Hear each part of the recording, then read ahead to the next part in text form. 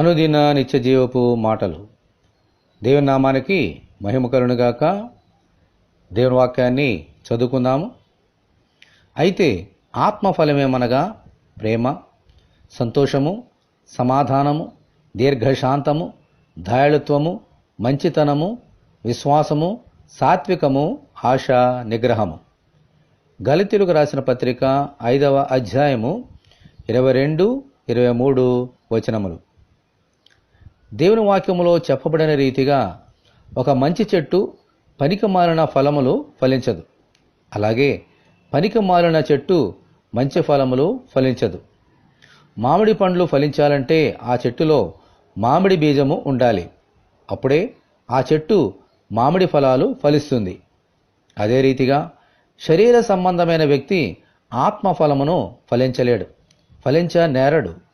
ఆత్మఫలము ఫలించాలంటే ఆ వ్యక్తిలో దేవుని ఆత్మ అనే బీజము ఉండాలి. దేవునికి స్తోత్రము, హల్లెలూయా.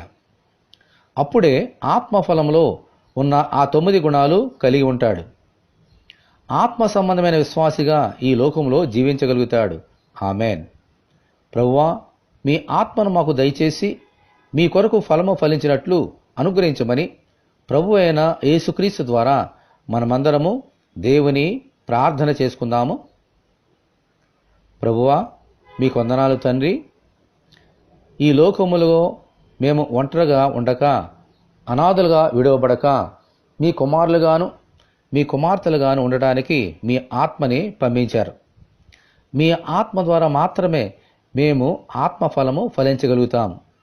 మా శరీరములో మంచిది ఏదీ లేదునైనా ఆత్మ సంబంధమైన బీజము నీ ఆత్మ ద్వారా మేము పొందుకొని ఆత్మలో ఉన్న ఆ 9 గుణాలు మేము కలిగి ఈ లోకంలో మిమ్మల్ని మహింపరిచే బిడ్డలుగాను మీకు సాక్షులుగాను ఈ లోకంలో జీవించినట్లుగా సహాయము దయచేయండి. మేమెల్లప్పుడూ మీ ఆత్మనే బీజమును పోషించుకుంటూ నీరు పోసి అభివృద్ధి చేసి ఆ ఆత్మగుణంలో ఫలించినట్లుగా ఈ వాక్యం వింటున్న నీ బిడ్డలందరినీ అలాగున దీవించమని యేసు అతి పరిశుద్ధమైన నామములో ప్రార్థన చేయుచున్నాము తండ్రి. ఆమెన్. ప్రభువైన యేసు కృప మనకు తోడేనుగాక. ఆమెన్. పరిశుద్ధ దేవుని మందిరం.